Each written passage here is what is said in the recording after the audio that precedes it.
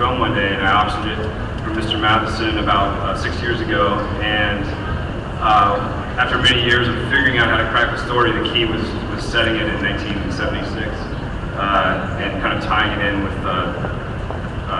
some very specific circumstances that happened at NASA in Virginia in 1976. I thought the 70s setting was just on the nose. Perfect. Well, it had to be the 70s because the concept of someone you don't know doesn't really work today with social networking sites and Google Maps, and we know everyone. You can find anyone today, and I didn't want to have to write that scene where Arthur and Norma Google Arlington Stewart. Twittery with Arlington.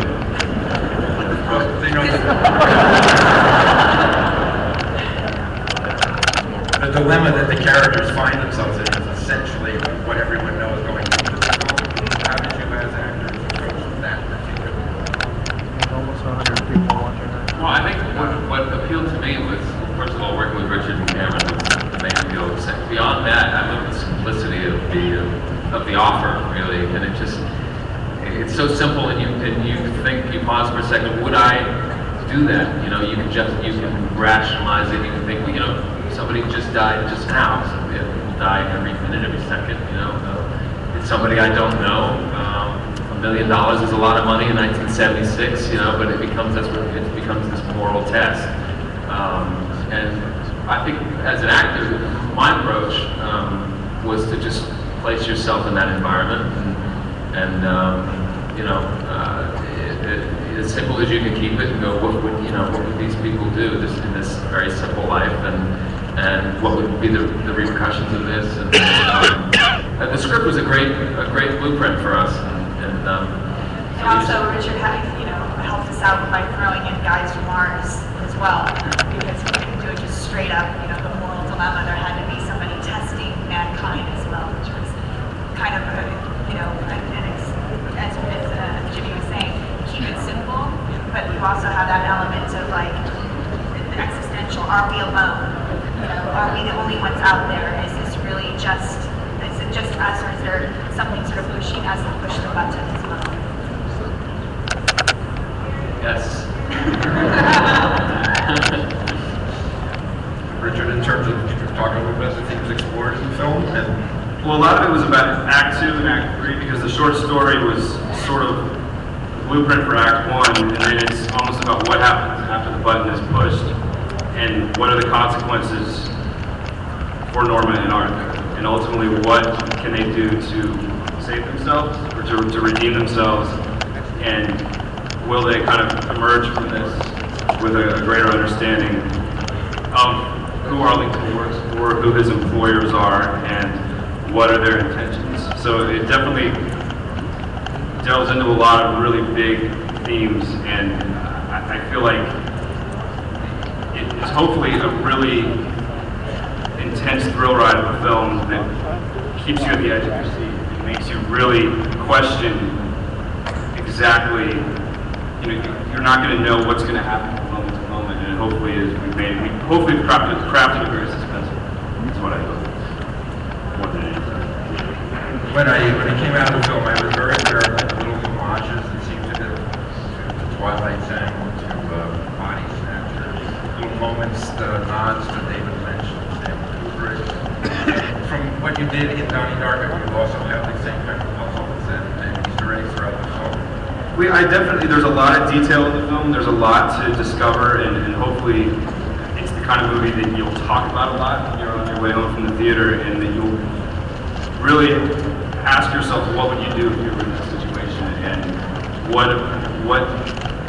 do you see in yourselves in Arthur and Norma? Because these are two very moral characters, very kind people, and they have a son, and they're just trying to get by. They're living beyond their means, and I think a lot of people right now in the world are dealing with the consequences of living slightly beyond your means, credit and mortgages and everything that's going on. And even though it takes place in 1976, it's very, hopefully has a lot of meaning today. I think it does. Yeah. Do we have any questions?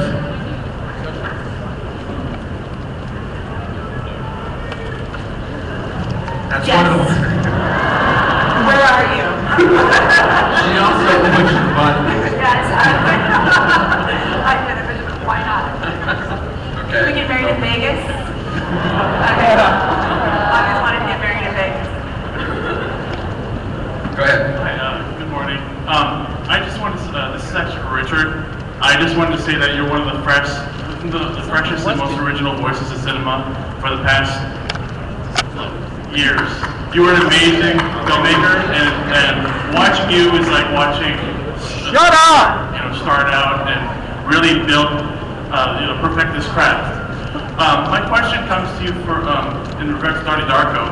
I was wondering, what about your childhood inspired you to make that movie, or what? Actually, everyone expects me to have this like crazy demented childhood or something. I had like the most normal upbringing, and maybe it was because my upbringing was so normal that it made me write crazy stories about a rabbit and a jet engine falling from the sky.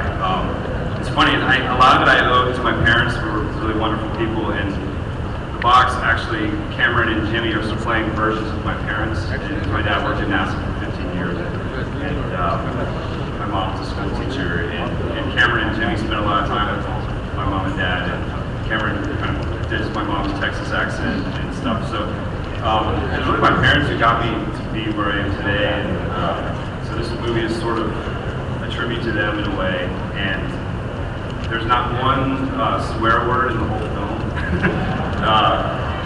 Except for No crack. swearing. Except cracking, of course. Yeah. We saw a t-shirt saying that. But it's an old-fashioned kind of suspense film that is something I think that they would really like. They introduced me to Alfred Hitchcock when I was a kid, so it's sort of for them.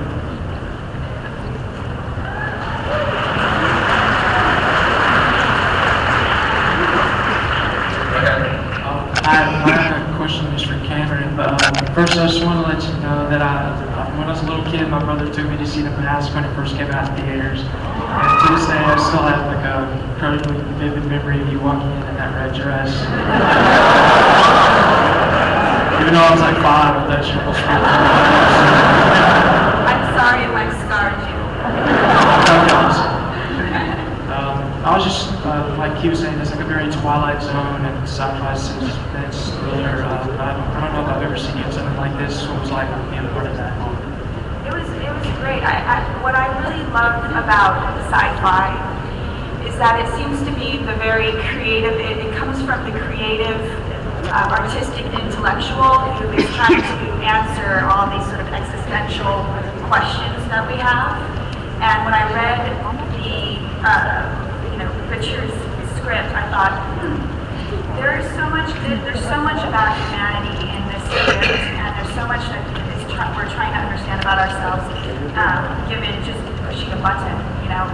Who are we as a person?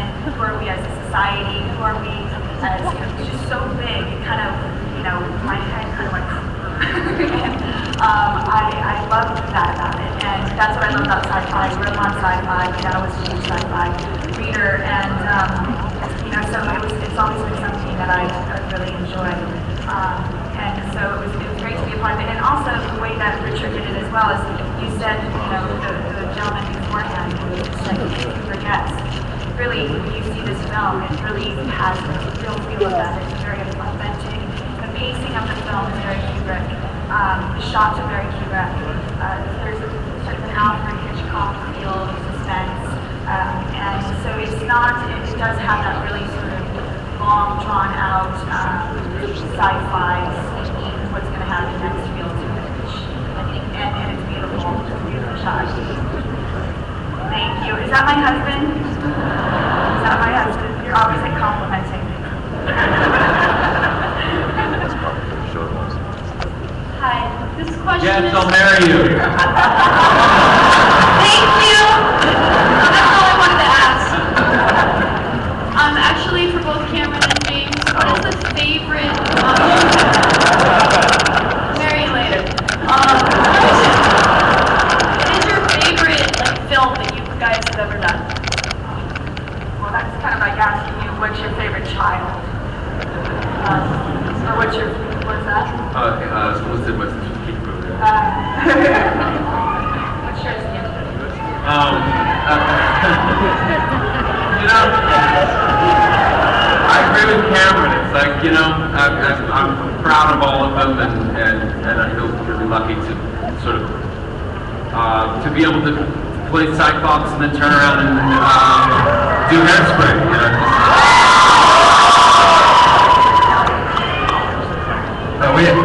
We have time for 2 more questions. Hi, my question is for James.